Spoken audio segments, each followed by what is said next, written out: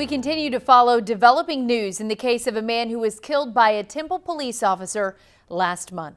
Thanks for joining us at 10. I'm Lindsay Lippman. A report filed with the Attorney General's office reveals that Michael Dean was unarmed when he was gunned down. Maggie Lohmiller joins us live now from the Bell County newsroom with more on this investigation. Maggie?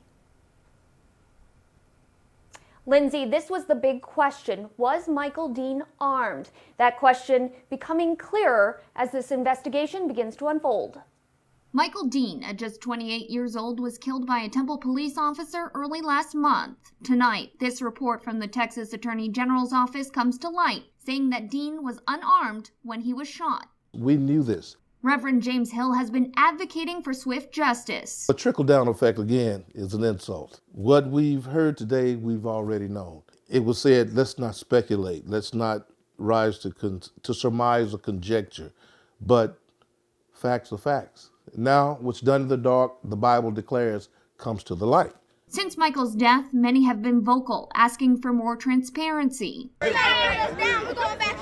Reverend Hill is now contemplating an act of civil disobedience. I'm ready to park in my car, sleep in the cold, put a sign on my car, and please allow me to go home when you arrest Mr. DeCruz. The man behind the gun was Officer Carmen DeCruz, a 9-year veteran of the force. He was placed on administrative leave pending the outcome of the investigation. We went to Officer DeCruz's home, but no one answered. Temple police said in a statement, "At this time, the department has only limited information from sources that do not have firsthand knowledge of the facts, and that limited information was used to complete this form."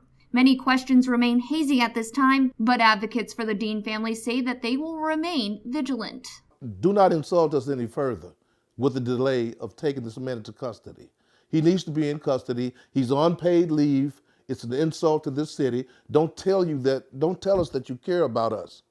And he's at home preparing to enjoy the new year while the family still grieves. The nation remains active and ongoing. Stay with 25 News, both on air and online for the latest. But for now in Bell County, Maggie Lohmiller, 25 News.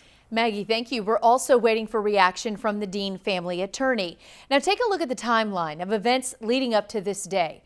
Michael Dean was killed on December 2nd. A day later, more questions than answers. On the 10th, Officer Carmen DeCruz is identified as the shooter, and the next day, the death ruled a homicide. Hours later, the NAACP holds a march to Temple PD.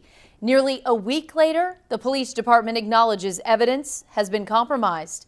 Michael Dean's funeral is held on the 21st, including a community candlelight vigil, and today, the latest revelation that Dean was unarmed when he was shot and killed.